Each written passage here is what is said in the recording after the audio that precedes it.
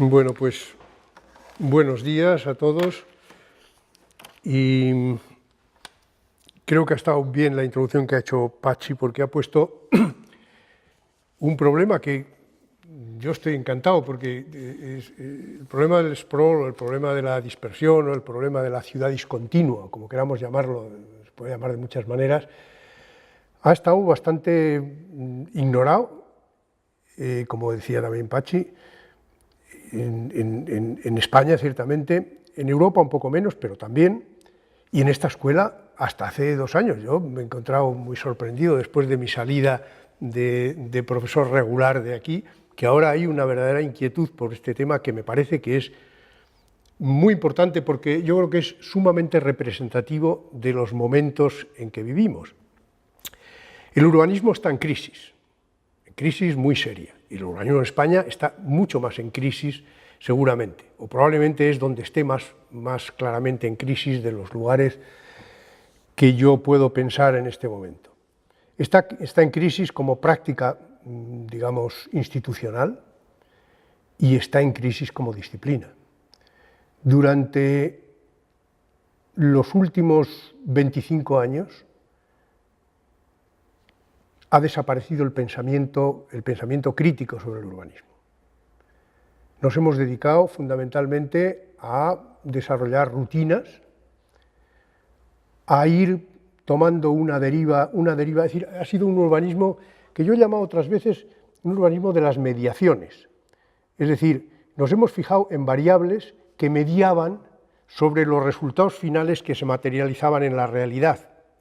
los resultados los productos finales del proceso urbanizador, que es donde se produce la vida y la actividad,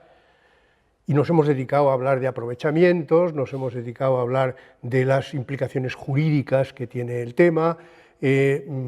por supuesto de las económicas, por los operadores y por los controladores, muchas veces públicos del urbanismo, pero curiosamente el tema de los productos finales del proceso urbanizador han ido desapareciendo de nuestras preocupaciones. Fijaros que la materialización de esos procesos, con independencia del edificio, es decir, del edificio o del diseño de una vía específicamente, es decir, de lo que podríamos llamar como es decir, la parte de materialización de la ciudad a través de un plan parcial o de un plan especial, realmente queda básicamente al control de la administración de una serie de variables muy abstractas que están en el plan general y que da, por supuesto, y de unas condiciones legales por las cuales eso se materializa, y al final eso es por los que los ayuntamientos lo aprueban. Las decisiones concretas de cómo se construye ese espacio, de cuál es el producto realmente que ahí se produce, queda en manos de los promotores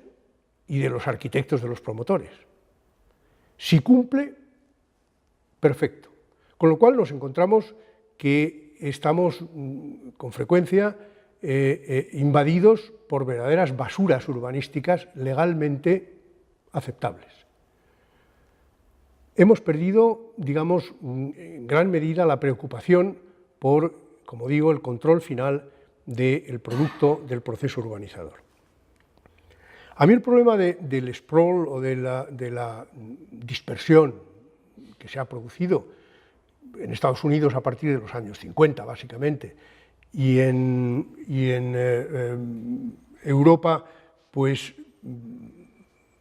a partir digamos, de una manera más explosiva, a partir de los últimos 25 años, diría yo. Me ha interesado mucho, primero, porque me parece que es un fenómeno muy contemporáneo, es decir, muy de los tiempos que vivimos, que está enraizado en los procesos económicos, sociales, culturales y políticos que hay detrás de las dinámicas en el territorio. Y me parece que no prestarle atención a este problema es importante. Pero a mí me ha preocupado sobre todo en la práctica profesional en la que he llevado y en la que me he dedicado a estos aspectos, Lo que he puesto ahí al principio de la presentación, que es después del sprawl, es decir,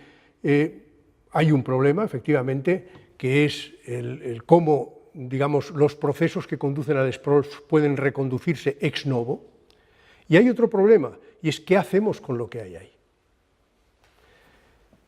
A lo que yo me iba a referir, porque en definitiva ha sido el objeto de mi investigación en estos últimos años y de mi trabajo profesional. Me he dedicado durante los últimos 15 o más años de mi vida profesional a los problemas en estas escalas, pues realmente se han referido fundamentalmente a el manejo de los problemas del sprawl, cómo hacer ciudad de estos procesos, qué hacer con ellos. El sprawl de Europa, es decir, los fenómenos que se han producido en Europa, no son exactamente iguales que los de Estados Unidos, ni en su naturaleza, aunque aparentemente muchas veces sí en sus formas, ni, digamos, en su dimensión. En Estados Unidos el proceso, ya digo, viene desde la mitad de los años 50 aproximadamente, y se acelera, por supuesto, en los años 80. En Europa empieza, digamos, a manifestarse con cierta rotundidad, con cierta fuerza, a partir de los años 80, de la década de los 80, que es, curiosamente, cuando se empieza a producir el fenómeno que, digamos, de esa conexión de ambos lados del Atlántico Norte de las políticas neoliberales. Reagan en Estados Unidos, Margaret Thatcher en Europa,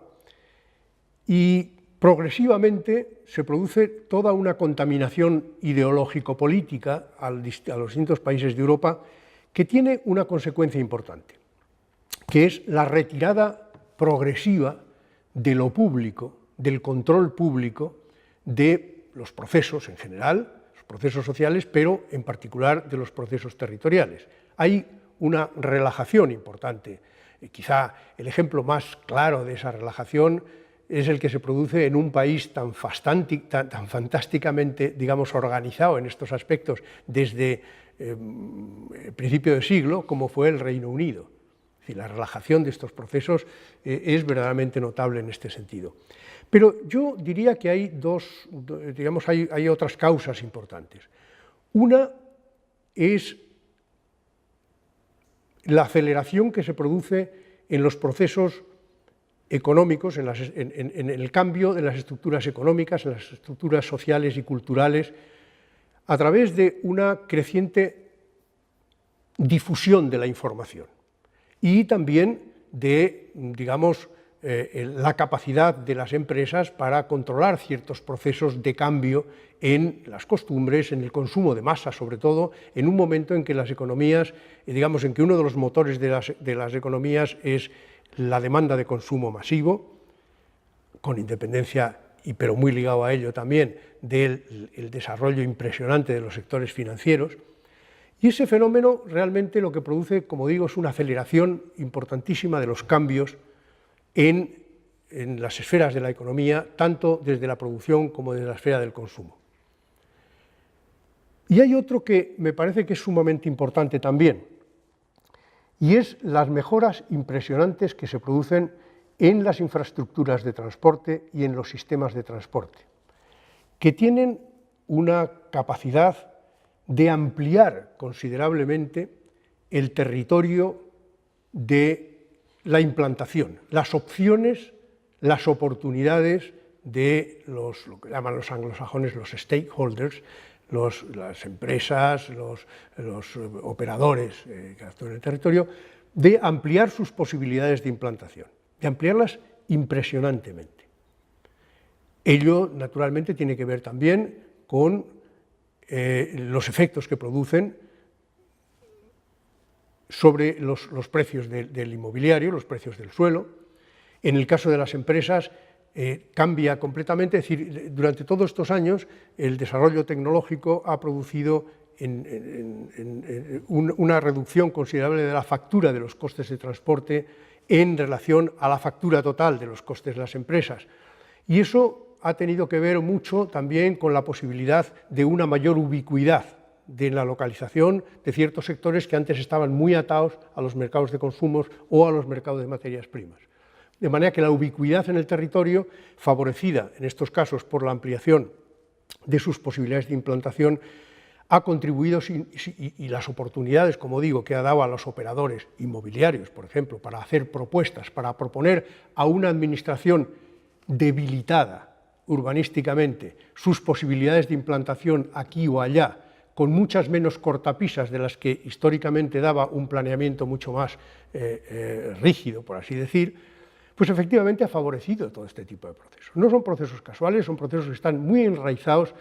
digamos, en factores estructurales desde el punto de vista económico, desde el punto de vista sociocultural, desde el punto de vista político. Es decir, no son cuestiones completamente ausentes. Por eso digo que son elementos muy de nuestro tiempo, que tienen,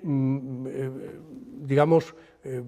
poco que ver con lo que fue la conformación o la configuración de la ciudad en otros momentos. Os muestro, desde luego, como decía, el desarrollo en Europa ha sido muy distinto. En esta imagen que tenéis aquí, que es el desarrollo, digamos, de un proceso de dispersión urbanística en un territorio como el belga, que tiene lugar, además, en los principios del siglo XX, cuando las autoridades belgas, que nunca han tenido un sistema de planeamiento excesivamente rígido, pero sí tenían muy claro que no querían que la industrialización que tenía lugar en los entornos de las ciudades fuese acompañada de un proceso de urbanización, es decir, de venida del campo a la ciudad, de los trabajadores, y crearon un sistema, una red de transporte de tranvías a lo largo del territorio, que facilitó el que una parte importante de esa población permaneciese en los núcleos de población, en los entornos de las ciudades, sobre todo en la parte norte de Bélgica. Por eso pongo ahí el diamante flamenco, Bruselas, Gante, Amberes. Digamos, quiero poner de relieve con esto, lo mismo que en la casa de la città diffusa, de la que ha hablado también Pachi hace un momento, en el Véneto, que el desarrollo, que el sprawl o la extensión de la ampliación de los crecimientos más allá de las ciudades existentes ha tenido mucho que ver, en cuanto a su organización en el territorio, con las preexistencias que había en ese territorio. En el caso del Véneto es muy interesante la potencia o la fuerza que ha tenido esa red de caminos, esa red de asentamientos, esa red esa parcelación rústica, esa forma de los canales en ese ámbito, para ver cómo esos desarrollos se han ido produciendo en el territorio. Esa forma de expansión en el territorio, que claro, tiene muy poco que ver con la expansión en un territorio más virgen, como era el territorio de las ciudades norteamericanas. O, por ejemplo, en el caso del Ruhrgebiet, ese conjunto de pequeñas, medias ciudades del Ruhr, enlazadas por esa mezcla de infraestructuras rurales e infraestructuras urbanas que van produciendo esas conexiones filamentosas entre ciudades, creando una forma de crecimiento muy diferente, digamos, a la que podía producirse en lo que veíamos anteriormente. O lo que vimos aquí en España, estos son dos ejemplos de dispersión urbana, de las dispersiones marginales, de lo que fue la marginalidad en la dispersión del territorio. Fijaros que mucho del sprawl que se ha producido en los años 80 es lo que podríamos llamar un desarrollo no forzado, mientras que lo que refleja esta imagen es más bien aquel tipo de dispersión que se producía forzada, expulsando de las ciudades a aquellos que venían a trabajar cuando no había otros mecanismos para asentarlos en el territorio.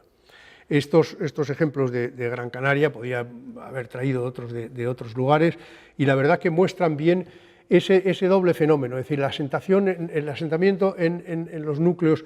rurales próximos a la ciudad, o el asentamiento en territorios completamente o básicamente vacíos y ocupados por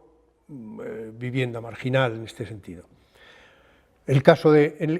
español es muy impresionante porque se ha producido en pocos años y se ha producido en casi todas las, yo diría en prácticamente todas las ciudades que yo recuerde, donde haya habido una cierta dinámica, y ciertamente la ha habido en casi todas, pero incluso en algunos pueblos, algunos no capitales de provincia, en los que realmente lo que se producía era un fenómeno de, por las razones que fueran, de crecimiento intensivo prolongado. Esta especie de crecimiento, de salto explosivo de la urbanización fuera de las ciudades, no solo ha tenido lugar en las grandes ciudades, en el caso de Barcelona o de Madrid, en el caso de Valencia, como el que hay aquí, en el caso de Murcia. La Huerta de Murcia, Murcia es una ciudad media, en un área metropolitana, por llamarlo de alguna manera, pero digamos de lo que supone el fenómeno de una ciudad media y la invasión de esa huerta. En el caso de una ciudad compacta como Valladolid, donde el salto a la periferia, los saltos a la periferia se han producido de una manera espectacular en esos años. Curiosamente, en esta ciudad, en una ciudad compacta como Zaragoza, por ejemplo, en una ciudad como Salamanca, ¿quién pensaría? Pues en una ciudad como Salamanca estos fenómenos han estado produciéndose. Es curioso porque realmente en casi todas estas ciudades los fenómenos se han producido con un salto hacia Las Vegas, es decir, hacia aquellos lugares atractivos desde el punto de vista del asentamiento. Los promotores han sido, en este sentido, han apuntado bien, y los controladores públicos, las autoridades responsables, en esa retirada de lo público hacia este tipo de procesos, pues han ido, si no facilitando, por lo menos haciendo ojos cerrados, digamos, a este tipo de procesos. En realidad, esto lo que muestra, como decía antes, es un cambio de paradigma importante en los procesos de crecimiento y en las formas de crecimiento. Arriba tenéis en la imagen lo que podríamos llamar el paradigma de la ciudad industrial moderna, es decir, un proceso de crecimiento que puede durar, pues yo diría hasta cerca de los años 70 aproximadamente, esa forma de crecer, en Europa me estoy refiriendo fundamentalmente, y la segunda parte es, digamos, esa forma mucho más, en principio, si queréis llamarlo, aleatoria de crecimiento, que tiene lugar en esa especie de fragmentación, por así decir, física de los procesos, de las formas de crecimiento, y una segmentación funcional también de las actividades. Es decir, de alguna manera lo que se pierde en relación con lo que había sido el imaginario de la ciudad europea y la noción de lo urbano en la ciudad europea, lo que se pierde realmente es, digamos, la complejidad, la mixtura, la continuidad y la contigüidad. Eso que, digamos, los amantes de lo políticamente correcto en este momento añoran y gustarían que volviéramos a ello. Mi impresión es que esto no se va a producir. Esto no se va a producir fácilmente, por lo menos en esta ciudad del sprawl. Fijaros, esta imagen muestra un poco lo que decía más arriba, de lo que ha sido el proceso de crecimiento en relación a la expansión impresionante de las infraestructuras de transporte y las formas de transporte. Pero hay algo más en este sentido. Es que este crecimiento exterior, que ya tiene como apoyo otras formas, digamos, otro tipo de infraestructuras viarias distintas a lo que fue la calle para la ciudad continua y contigua, genera inmediatamente otras formas de construcción de la ciudad, apoyadas, por supuesto, también en la desaparición, por así decir, del constructor individual sobre la parcela, para aparecer el constructor con una escala de operación mucho mayor y, por tanto, para poder construir la pieza completa. De manera que a lo que asistimos es a una construcción del espacio urbano que produce un tipo de piezas relativamente individualizables, que tienen entidad propia, y que yo en algún otro sitio, apoyado por supuesto en las infraestructuras, sobre todo en las infraestructuras de tráfico motorizado, y que, bueno, pues engancha digamos, permite enganchar, por así decir, a estas piezas casi umbilicalmente a las carreteras. Las piezas, de pronto, cobran una cierta autonomía en sí mismas, se enganchan a las vías de comunicación y no se preocupan excesivamente por aquello que producía la ciudad clásica, que era la fluidez del continuo urbano, lo que podríamos llamar la continuidad de lo urbano en la continuidad del espacio físico. El espacio físico en la ciudad clásica lo constituyeron fundamentalmente, estaba constituido fundamentalmente por ese juego entre, digamos, los trazados viarios y la idea del espacio público como elemento de cohesión formal para producir también esa cohesión de la vitalidad urbana. Fijaros estos dos ejemplos, uno es español y otro es británico, uno aparentemente más caótico, aunque urbanísticamente organizado, en Asturias, es decir, donde, como veréis, las piezas están colocadas, ninguna busca una relación con la otra, excepto por su relación con la red viaria, pero es mucho más interesante ese otro ejemplo en esa pieza tan aseadita de Gran Bretaña, en Bristol, donde cada pieza es por sí misma, es casi una autista, y se une umbilicalmente a una vía y se van creando espacios yuxtapuestos que van configurando un continuo, por así decir, físico, pero que ya no es un continuo de lo urbano, de las relaciones entre las piezas. Incluso en algunos casos podrían encontrarse perfectamente separadas unas de las otras. Este es un ejemplo de Madrid, la ciudad por paquetes, muchas veces, es decir, los planes parciales pues permiten la formación de estos espacios, van quedando espacios intermedios, luego se van rellenando más o menos, pero lo que es verdad es que cada una de estas piezas se ha diseñado para ser vistas, digamos, como piezas en sí mismas. Nadie ha pensado en qué es la cohesión entre esas piezas, qué es lo que une a esas piezas, qué es lo que da realmente una sensación de coherencia o de consistencia, perdón, al conjunto de lo que ahí forman. Estas son piezas de alta densidad, compactas, no tienen nada que ver con las piezas de baja densidad y con esas piezas, digamos, de baja densidad o de sprawl separadas, no, aquí estamos hablando de ciudad compacta, de ciudad densa, pero inconexa. ¿Y por qué? Entre otras cosas porque el planeamiento general, en el caso español, por supuesto, estoy hablando ahora en este caso, en el caso español, el planeamiento general ha renunciado a otra cosa que no fuera la división en sectores de los nuevos crecimientos que desarrollaba cada uno un promotor inmobiliario al que le correspondiera, y en general se ha despreocupado de lo que era la argamasa conectora. A ver, probablemente fueran sistemas generales, pero si eran sistemas generales, ¿quién proyecta eso y con qué sentido de cohesión proyecta eso? Como eso ha ido, digamos, marginándose, por así decir, como proyecto de ciudad, lo que va quedando es esta imagen, digamos, del espacio urbano contemporáneo en el que vivimos. Y mi pregunta es hacia una ciudad capsular, porque es verdad, incluso en esto que estamos llamando los ensanches modernos,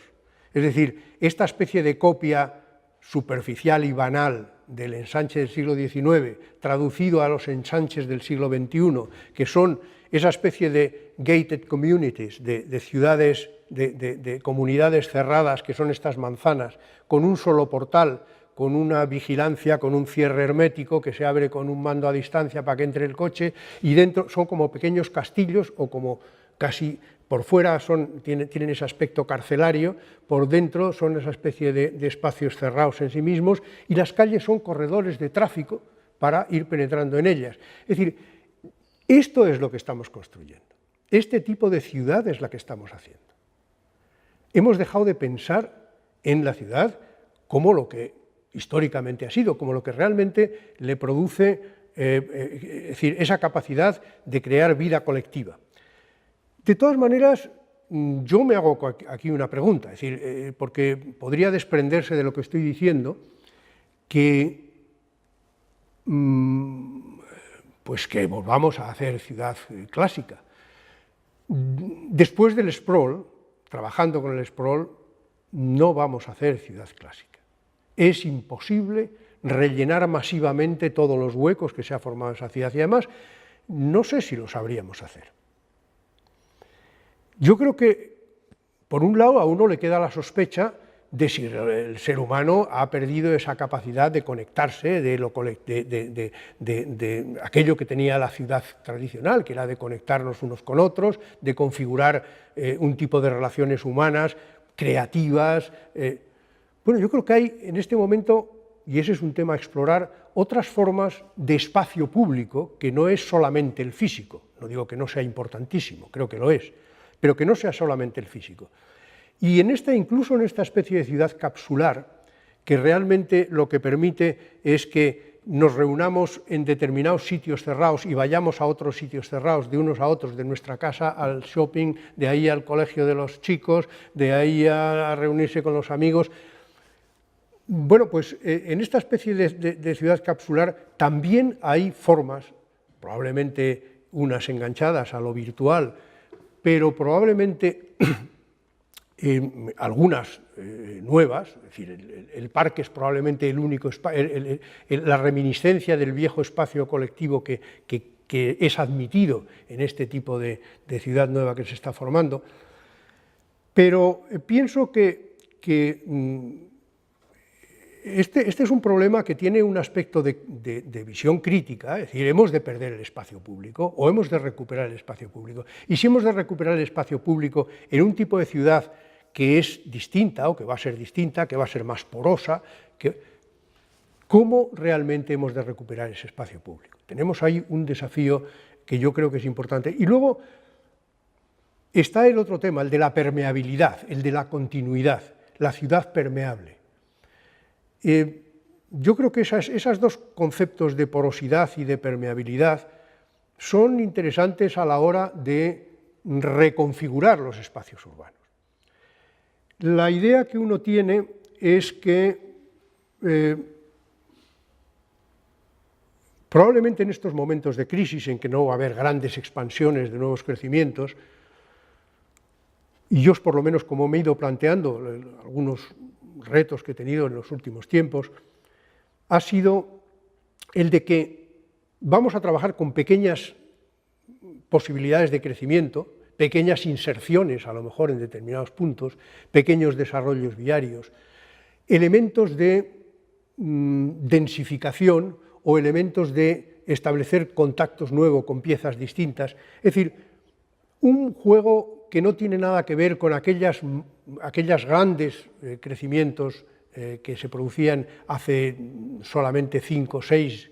7 años, y que seguramente es mucho más interesante porque es casi como la labor de un relojero, de ir colocando piezas. ¿Y eso a qué nos lleva? Nos lleva a un tema que me parece interesante y nuevo. Primero,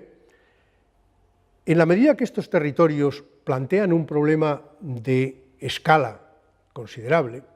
nos tenemos que acostumbrar a entender, a leer las escalas del territorio. El problema de la reorganización de los nuevos territorios urbanos es un problema de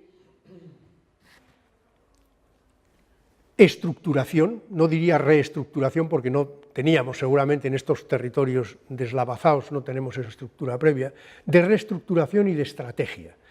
Es decir, de consistencia y relativa estabilidad, luego diré por qué estos territorios nunca son estables, son inestables, pero la idea de estructura siempre lleva a esa noción de consistencia y de relativa estabilidad en una escala grande, y la idea de estrategia en relación, digamos, a el proceso temporal abierto. Estos dos conceptos me parece que son importantes frente a esa idea del plan grande, del ámbito que fijaba todas las cosas. Creo que en la escala grande hemos de saber entender, después de lo que leemos, cuáles son las piezas, las inserciones, los elementos que hemos de introducir, sean de infraestructuras, sean de nuevas piezas, que estructuran el territorio, que crean estructura en el territorio. Por tanto, nos encontramos con un segundo tema importante desde el punto de vista técnico y profesional, este tipo de cosas, que es el saber jugar con las escalas, la simultaneidad del juego con las escalas. No podremos nunca atacar este problema si lo que hacemos es leer Es decir, actuar con el proyecto individual, colocándolo allí donde surja.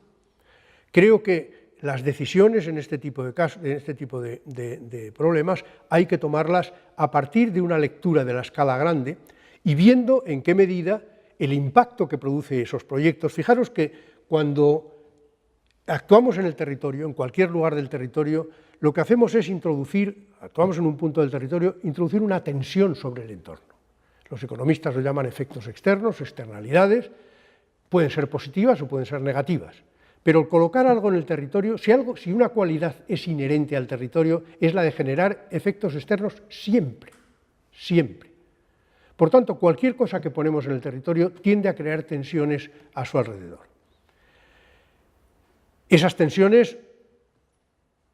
dependiendo, claro, de la naturaleza del problema y de la gran escala en la que se insertara, podrían ser reestructuradoras. En algunos casos serán tan pequeñas, pueden que no, pero podrían ser reestructuradoras. Por tanto, nos encontramos en ese problema de la lectura entre la escala pequeña y la escala grande, con un problema de entender el planeamiento como un proceso.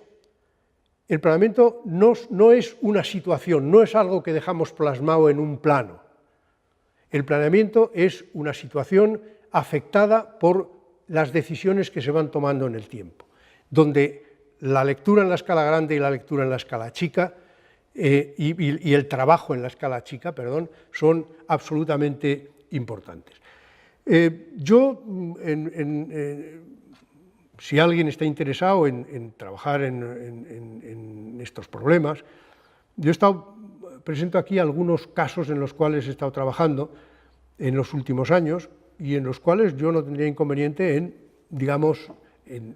replantear los problemas que he estado planteando. Por ejemplo, este es el caso del área rural, lo que llamaban la zona rural de Gijón, donde yo hice, espero que sea el último plan general de mi vida, y que realmente mostró la potencia y la virulencia social incluso con que los problemas de control del territorio, de control de estos procesos en el territorio pueden producirse. Un ámbito que era rural hace muchos años, que el propio planeamiento urbanístico de años atrás se encargó en convertirlo en un producto mixto y que finalmente se ha convertido en un espacio de suburbanización. Aquí en estas tres imágenes tenéis lo que había de asentamientos en el territorio, como el que veis en la fotografía, las peticiones que se hicieron en el plan general para rellenar eso y lo que sería de ese territorio rural si se hubieran permitido esas peticiones que se hacían. Yo creo que es un proceso impresionante para daros idea, digamos, de la fuerza que tienen estos fenómenos. Bueno, pues ahí, digamos, surgían problemas sumamente interesantes. Es decir, cómo hacer ciudad en un territorio con estructuras rurales clásicas, pero, digamos, un tipo de ciudad distinta. Es decir, algo de lo que parto en todos estos casos es que no podemos pensar en que la ciudad que sale aquí es una ciudad equivalente en términos formales, funcionales, a lo que es la ciudad clásica. Este fue un desafío interesante. Aquí yo no he querido traer ninguna de las soluciones planteadas, pero realmente aquí se planteó un problema de crecimiento, de salto al campo, a partir de esa autovía, de esa autopista que hay que veis arriba en la imagen, para saltar sobre determinados ámbitos que son parecidos a los que se ven en la foto y que permitían, digamos, y que exigían un ejercicio de rehacer la infraestructura, de búsqueda de tipos edificatorios, de organización formal de la construcción de esos espacios, de manera que el contraste entre la introducción de elementos de densidad y de urbanidad con el tejido, la morfología de ese territorio, la morfología física y paisajística del territorio, permitiese, digamos, plantear, digamos, un espacio urbano, a la vez urbano, pero a la vez diferente a lo que era el espacio de la ciudad. Bueno, este es uno de los ámbitos en que se fue trabajando, que se trabajó. No he metido nada más. Al principio sí tenía puesto algunas cosas y quizá las debí de haber dejado para daros una idea de por dónde iban las cosas. Pero bueno, Otro de los temas que traté en el marco del Plan Regional de Estrategia Territorial fue, entre otras cosas, es decir, había aspectos muy interesantes desde el punto de vista de la preservación de ámbitos del territorio y del mantenimiento, pero había un tema fundamentalmente importante, el tema de los núcleos de población y particularmente en este caso lo que llamaban la Sierra Centro, que era el ámbito donde está Villalba, la hoya de Villalba. Y la parte, en todos los ámbitos urbanizados, ahí el plan tomó una serie de decisiones sobre qué hacer o cómo controlar. Yo en este caso me planteé el problema como a modo de ejemplo, de plantear como un ejemplo, cómo reorganizar un borde urbano constituido por núcleos, y aquí me tomo uno de los ejemplos, 3 núcleos, los Molinos, el de abajo es Guadarrama, los Molinos, Cercedilla, unidos por esas 2 vías. La de la derecha es una vía más potente que recorre, que es una vía, digamos, de ámbito subregional. La de la izquierda es una vía mucho más finita, mucho más de enganche, la vieja vía que unía a los 3 pueblos, y unidos por una pieza de desarrollo ganadero. Y son 3 pueblos donde se planteaba el reto urbanístico en este caso era: ¿es posible plantear un tipo de conexión que haga de estos 3 municipios una unidad urbanística que por una parte le permita, digamos, tener una masa crítica con mejor acceso a servicios y a la vez, digamos, establecer un elemento de continuidad en el territorio que favorezca los procesos territoriales urbanos? Efectivamente, eso planteaba desafíos importantes desde el punto de vista del tocar las estructuras viarias, el aprovechar las estaciones de ferrocarril. Es decir, estos pueblos tenían, a diferencia de otros, el privilegio de tener el metro suburbano, que es el ferrocarril suburbano en este lugar. En 2 puntos o 3 puntos de este ámbito. Ese espacio verde, esa especie de Central Park que tenían ahí, con 3 áreas muy diferentes, recorridas por el río Guadarrama, la parte norte, la de arriba, muy ganadera, el paso por el pueblo de los Molinos, y la parte de abajo, también ganadera. Es decir, un ámbito rururbano, bueno, que podía constituirse en un elemento de proyecto importante. De la misma manera que, claro, al replantear la unidad de este tipo de cosas, se planteaba un problema de centralidades, se planteaba un problema de conexiones viarias, etcétera, etcétera. Yo creo que era un tema sumamente interesante que ilustraba el interés en este sentido de un espacio que estaba pasando de ser lo que fue básicamente tiempos atrás, que era un espacio estrictamente turístico, a un espacio de vivienda habitual en el borde metropolitano. En esas zonas de borde que son zonas ambiguas y zonas siempre problemáticas, y que en este caso yo creo que planteaban un ejemplo interesante de cómo recomponer el territorio más allá de la idea del planeamiento municipal. Otro ejemplo de Madrid fue el caso del Valle de Lozoya. En este caso no había un problema digamos, de crecimiento. Había un problema de crecimiento desmesurado para lo que era el Valle de Lozoya, de tipo turístico. Más bien había un problema de contención y, sobre todo, primero de contención de crecimiento y segundo de oportunidad para el ámbito, que no se apoyase en el inmobiliario. Y en este sentido, bueno, no voy a entrar ahora en los temas del planteamiento. Desde el punto de vista metodológico, lo que sí me importa señalar aquí, no el raconto preciso del tema, era que si lo que se intentaba plantear era una serie de acciones puntuales revitalizadoras que mantuviesen la calidad paisajística, ambiental y cultural de ese territorio, lo que se trataba era de descubrir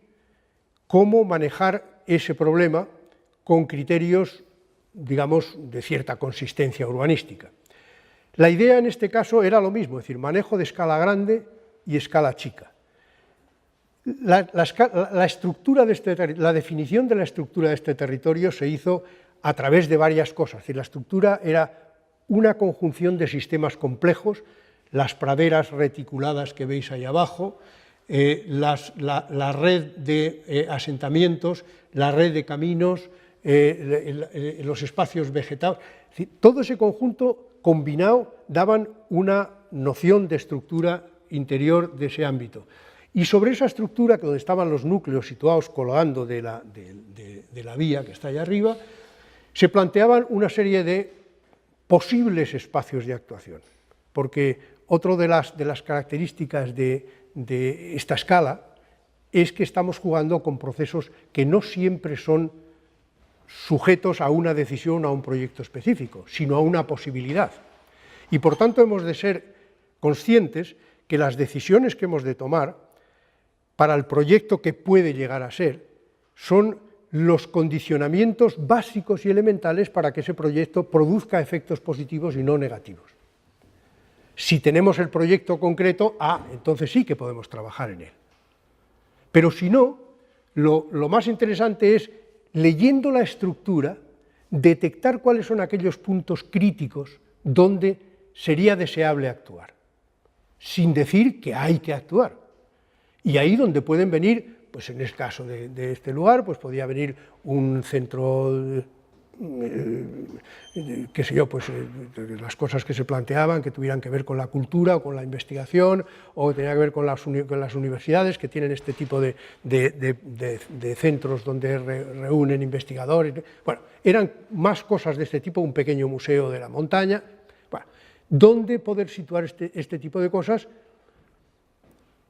Siempre leyendo puntos del territorio y evaluando, es decir, las condiciones que tiene que cumplir uno de estos proyectos a través de la evaluación del impacto que puede producir una vez que sepamos qué tipo de proyecto es. Bueno, es las formas de trabajar que son muy poco convencionales en relación con el urbanismo tradicional. Otro proyecto fue, en el caso también de la Hoya de Villalba, el pueblito de Collado Mediano. Esta era más elemental. El pueblo de Collado Mediano, que tiene una estación de ferrocarril, es la que liga con Los Molinos y Cercedilla, metido en el centro del pueblo, que es un desastre. Es decir, un privilegio como la estación de ferrocarril en un sitio absolutamente viscoso, donde es imposible pasar, excepto para los que viven en sus inmediaciones. La posibilidad de que eso se convirtiera en la estación también de Guadarrama o de Navacerrada planteaba un problema previo de pensar en la reubicación de la estación y de la recolocación del viario que enlaza con la vía que conduce desde Villalba a Segovia. Bueno, y de ahí el proyecto, es decir, la idea interesante era convertir ese espacio de la estación, de la nueva estación, en un espacio de proyecto, es decir, en un espacio de centralidad para ese conjunto de los ámbitos. De manera que trasladábamos un problema que tenía sentido en la escala territorial o que nacía de un problema visto en la escala territorial a un problema casi de arquitectura del espacio urbano, en donde habría que situar eso en un espacio ya muy predeterminado, muy característico, en el que pudiese combinar esa relación de intercambiador en que se convertiría esta estación con un espacio pues, de servicios al núcleo pero a los demás núcleos para allá. ¿Vale? Por lo tanto, de dimensionamiento, de ver qué tipo de funciones y qué arquitectura tendría esa pieza, ese proyecto urbano. Y por último, que fue el último proyecto en el que yo me embarqué, que es el área central de Asturias, el norte de Oviedo, con 3 municipios, Oviedo y Llanera, que es un espacio aterrador desde el punto de vista de fragmentación y de sprawl, ¿no? Es un espacio, como veis ahí, está situado, Oviedo es la ciudad de abajo, Gijón a la derecha, Avilés a la izquierda, las cuencas mineras, un poco estará la imagen en los años 90, y este es el impresionante aspecto de ese sprawl cruzado de autopistas, de vías de ferrocarril, de carreteras. Nada de lo que se había producido en este ámbito había conseguido elaborar un viario que siquiera internamente permitiese eran piezas brutas colocadas, enganchadas fuera de la autopista o fuera de las carreteras. De manera que el problema de establecer un nuevo tipo de ciudad era un desafío fantástico, un desafío que daba mucho miedo. Yo cuando encargaron el proyecto este, que había sido además una propuesta a partir del plan regional, que lo habíamos hecho nosotros, pero cuando encargaron esto, yo me asusté mucho, porque claro, una cosa es decirlo y decir, oh, pues esto hay que hacerlo y tal, y otra cosa es meterte con este tema. Pero la verdad es que luego cuando uno se mete con estas cosas, sabes que estos problemas siempre van a dar un subóptimo, nunca pueden dar un resultado, es decir, hay tantos condicionamientos previos que uno tiene que admitir que el resultado que vas a producir ahí es siempre un resultado subóptimo. Pero es verdad que inmediatamente te empiezas a plantear problemas. Fundamentalmente aquí los problemas eran de tres tipos. Establecer, digamos, un elemento mínimo de continuidad además manejable en otras fórmulas que la de la autopista o de la simple carretera. Es decir, que había la idea de transporte público, a largo plazo la posibilidad de un tranvía, la idea de bulevares, la idea de conectar las piezas, es decir, había un problema importante ahí de interconexión, digamos, y de creación de un viario específico, y ese era un tema muy bonito, precioso, es decir, era un proyecto en sí mismo, es decir, cómo enlazabas, dónde podías enlazar, pues fue un problema luego costosísimo, porque claro, hubo que analizar despacio, pieza por pieza, porque claro, en principio esto estaba hecho para hacerse y por tanto qué había que expropiar, qué no, por dónde pasaba, por dónde no se pasaba, las dimensiones que podía tener esa pieza, digamos las dimensiones operativas eran las mismas siempre, pero a veces se ampliaba más o menos en la parte exterior, era una especie de bulevar recorrido en parte por el tranvía que en el futuro podría pasar por ahí, y luego había una serie de proyectos específicos, muy pocos, porque la idea era que, actuando sobre cosas, sobre espacios, que controlaba el gobierno regional, es decir, proyectos que podían ser aprobados con un presupuesto del gobierno regional y con su placet, pudiera empezarse a trabajar. De manera que no se hacía un plan de estructura completa, no, se tomaban 5 o 6 proyectos. No sé si vienen aquí, bueno, este era el tema de lo de las vías, de lo de la vía. Se tomaban 5 proyectos, 6 proyectos, unos que tenían que ver con la conectividad, con la conexión, sobre el río, sobre los bulevares, sobre la grapa, lo que llamamos la grapa, que era la conexión, el salto de la autopista, es decir, una serie de proyectos de conexión, y un par de proyectos que tenían que ver con vivienda pública y con la transformación de un espacio muy complejo de centros comerciales aglutinados en un espacio mixto de centralidad. Digamos, eso es lo que se ponía, digamos, como entrada. Se suponía que el gobierno, que en ese momento tenía carreteras e infraestructuras, tenía medio ambiente, tenía suelo y vivienda, tenía urbanismo, vamos, tenía todo en su poder. La consejería que encargaba esto se planteaban estos anteproyectos, se planteaba además en detalle de anteproyecto para que su viabilidad fuera contrastada con los datos que se daban por el gobierno regional y se pudiese, digamos, plantar la pata como operaciones de estructuración de ese territorio, dejando libre otros muchos huecos que no se podían acometer ahora y que Dios sabe para qué podrían servir. Porque una de las cosas que sí que hemos aprendido de verdad en estos últimos decenios, en estos dos últimos decenios, ha sido el que nos equivocamos enormemente, que no podemos predecir a 15 años lo que va a ser un territorio. Si lo predecimos a 4, ya está bien. Ya está bien, y hay que atarse los machos mucho para eso. De manera que eso de dejar espacios libres sujetos a condicionamientos, a reglas de procedimiento, para que el futuro sea el que decida, otros con mejores ideas, otros con ideas más oportunas, problemas que han surgido en otro momento, que es realmente como tendría que ser, cómo se desarrolle el territorio, siempre controlado, es decir, esos procesos no son procesos de descontrol, sino procesos de control, y por tanto tendríamos que ir a otra forma de concebir el urbanismo en este sentido. pues nos permite, y en este caso lo mismo, es decir, el juego de las escalas. El proyecto de los espacios comerciales, que está ahí puesto y que estaba cuantificado, en un espacio que recogía, que salvaba un espacio agrícola que el plan general había planteado, que es eso que está intermedio con un 7, para edificar, concentrando edificabilidades, planteando una fórmula de espacio mixto, terciario, residencial, etcétera, etcétera, enganchando con los centros comerciales, que es la parte de arriba, poniéndoles una fachada nueva y pinchándolos para enganchar con un espacio público, que es esa línea que se ve abajo, es decir, transformar, es un proyecto transformador de un tipo de territorio construido con otro criterio para hacer ciudad, otro tipo de ciudad. De manera que este es el tipo de problemas con el que yo estoy trabajando y con el que quiero trabajar. Es la idea de manejar el proyecto como fórmula de investigación, como fórmula de conocimiento.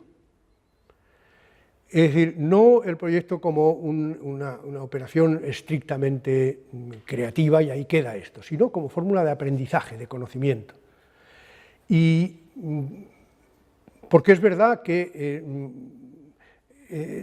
el hecho de tomar decisiones en el territorio y de querer fijar ciertas decisiones en el territorio, inmediatamente produce una discusión con el problema, un diálogo.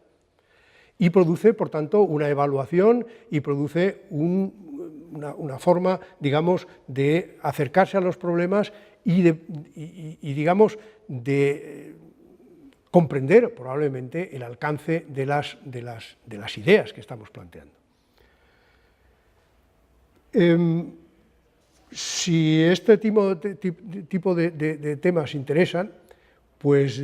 yo estaré encantado en colaborar y en ayudar, digamos, porque es en lo que he trabajado en los últimos tiempos y en lo que sigo interesado en trabajar, básicamente. Es decir, la idea de explorar la ciudad discontinua, por ponerle un título más general, y por tanto de replantearnos la idea de ciudad, el imaginario urbano sobre otras formas que nos condicionan en este momento y que nos están planteando formas diferentes de actuar, eso es lo que realmente a mí particularmente me interesa y esto es lo que podría ofrecer. Y nada más.